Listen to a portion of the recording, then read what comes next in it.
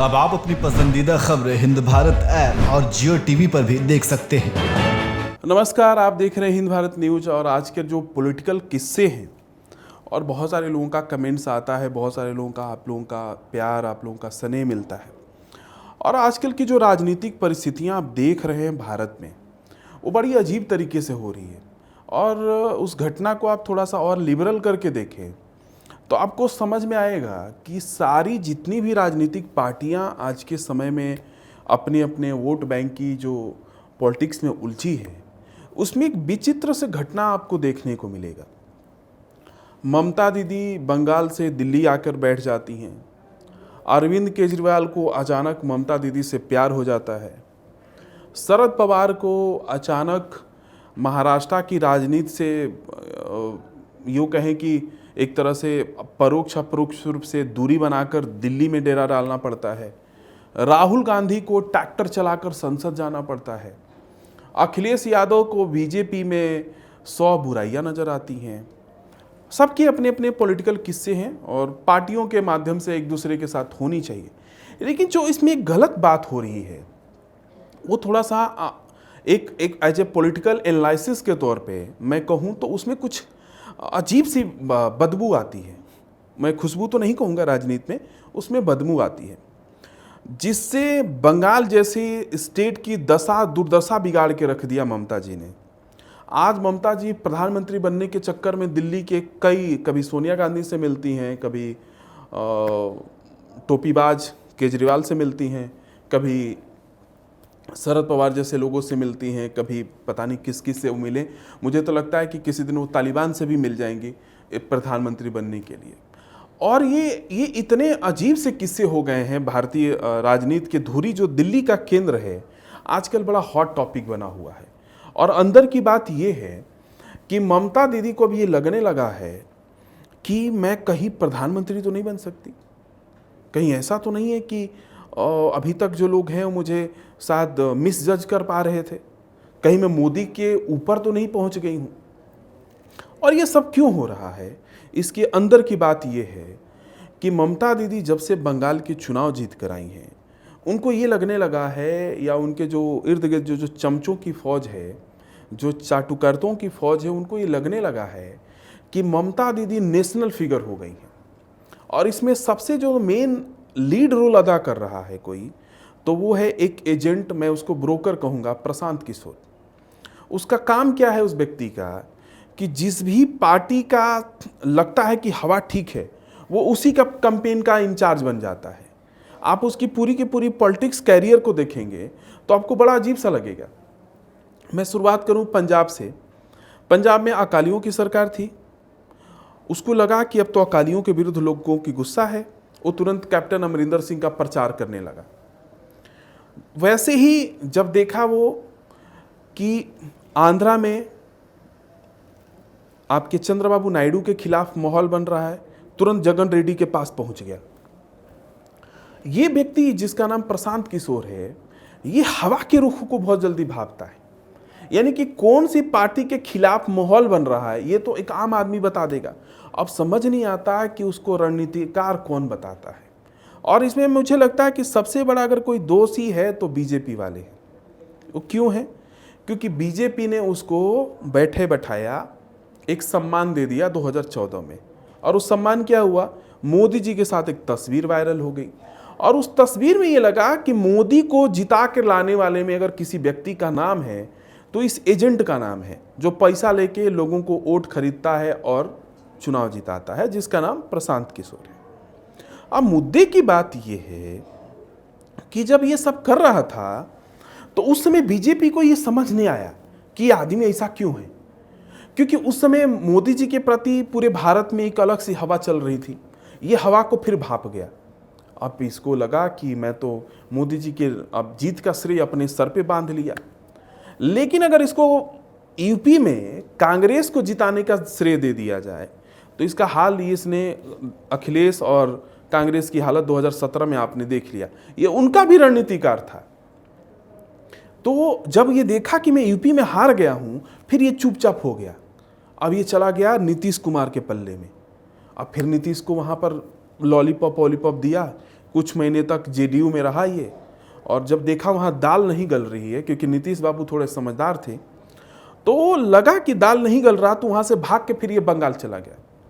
इसका बेसिकली काम क्या है, पैसा लेकर किसी भी पार्टी का चुनाव कैंपेन करता है और खुलेआम तौर पे उस पार्टी की बुराई जितनी भी कुछ करनी होती है हवा के रुख से, अरबों खरबों का ये कारोबार है चुनाव रणनीतिकार का, और ये उस पर मालामाल हो रहा है।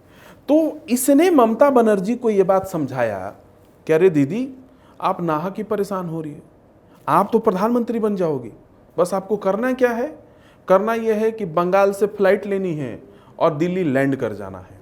वहाँ पर सब आपकी तरह बैठे हुए हैं सिवाय मोदी जी को छोड़ के। अब वहाँ कौन कौन बैठा दिल्ली में?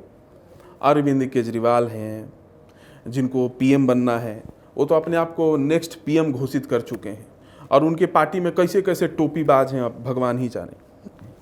खुद की पार्टी पर इतना सब आरोप घोटालों का लगा है, वो घोटाले किसी समय किसी के गिनवाते रहते थे, आज उन्हीं की पार्टी घोटाले की शिकार हुई है। उसके बाद जो छोटी छोटी पार्टियां, शरद पवार हैं, शिवसेना जैसी पार्टियां हैं जी, जिनका कोई वोट के लिए कुछ भी करने के लिए तैयार है, अखिलेश जी हैं, बहन जी हैं। तो अब दीदी को लगने लगा है कि अरे भाई, मैं तो प्रधानमंत्री बन गई, जब बंगाल में मैंने मोदी को हरा सकती हूं तो फिर तो मैं पूरे भारत में मोदी को हरा ही दूंगी। तो सेंट्रल पॉलिटिक्स जो है वो दिल्ली बन गया, और आज के डेट में तो हाइप है। एक तरफ किसान आयासबाजी कर रहे हैं, आए दिन आप मीडिया की खबरों में देखते हैं कि किसानों की बॉर्डर पे क्या स्थिति है, जिसको तथाकथित किसान कहते हैं। मैं उनको किसान नहीं कहता हूँ, उनको मवाली गुंडे कहता हूँ। उनका काम ही दिन भर यही है, पैसा लेके और ट्रैक्टर चलाना, पैसा लेके बॉर्डरों को सील कर देना और सरकारी खजानों को रोज अरबों खरबों को चूना लगाना। ये काम है किसान आंदोलन के नाम पर। और मुझे ताजुब ये हो रहा है कि सरकार को ये बात समझ क्यों नहीं आ रहा है।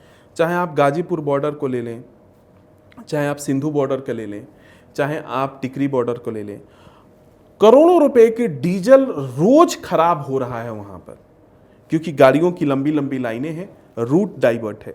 सरकार को शायद ये ध्यान जा क्यों नहीं रहा, मुझे अभी तक ताजुब हो रहा है।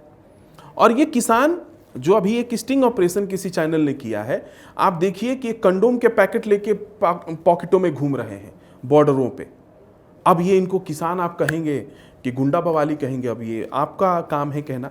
खैर, मैं आगे की पॉलिटिक्स के अंदर की बात पे चलता हूं। तो ममता बनर्जी को ये लगा कि कहीं ना कहीं मैं अब भारतीय राजनीति की एक मजबूत दावेदार हो गई हूं। तो ममता बनर्जी के मन में ख्याली पुलाव बनना शुरू हुआ, और इतना बन गया है ख्याली पुलाव कि ममता जी बंगाल से चलकर दिल्ली में आ गई हैं। अब उनको लग रहा है कि रेस क्रॉस और जन कल्याण मार्ग बिल्कुल अब मेरे गोदी में ही है और मैं किसी भी दिन प्रधानमंत्री बन सकती हूँ। ये तो रहा ममता दीदी का ख्वाब। अब जरा बंगाल की हालत को आप देख लें, आप एनसीआरबी के आंकड़ा को देख लें, आप गरीबी के आंकड़ा को देख लें, आप रोजगार के आंकड़े को देख लें।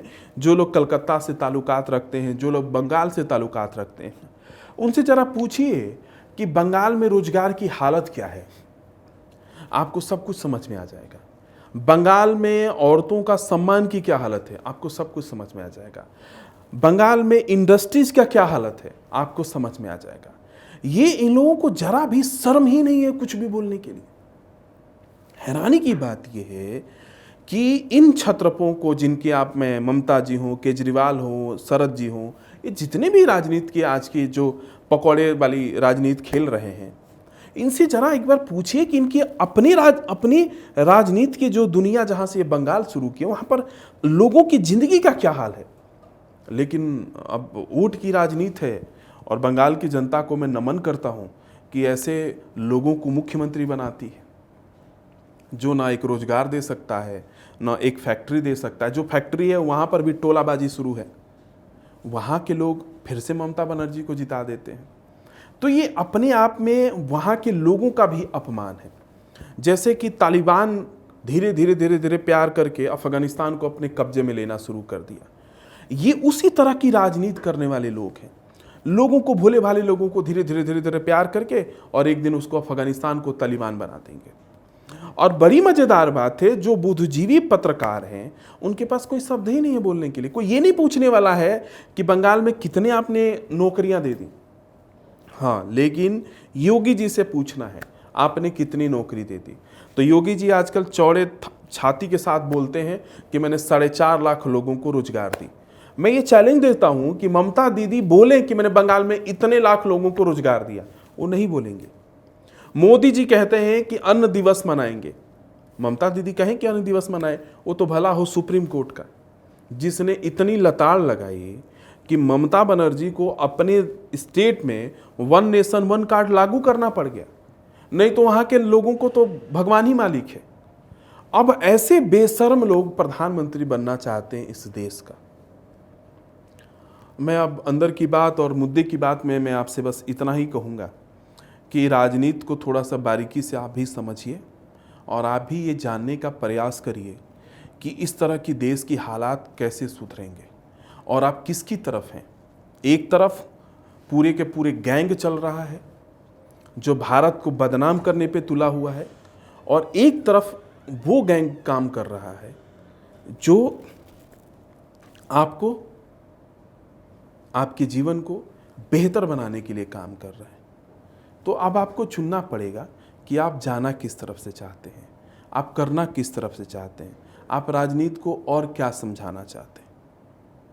तो मुद्दे की बात और अंदर की बात में आज इतना ही। आप देखते रहिए हिंद भारत, और आप इस चैनल को लाइक करें, सब्सक्राइब करें, और ज़्यादा से ज़्यादा तक लोगों तक वीडियो को शेयर भी करें, ताकि ये जो बेशर्मों की राजनीति है उस पर किसी तरह से आरोप और उस पर रोक लग सके। नमस्कार, धन्यवाद। आप देखते रहिए हिंद भारत न्यूज। देश और दुनिया की तमाम खबरों के लिए देखते रहें हमारा चैनल हिंद भारत और लाइक, शेयर एंड सब्सक्राइब करना ना भूलें।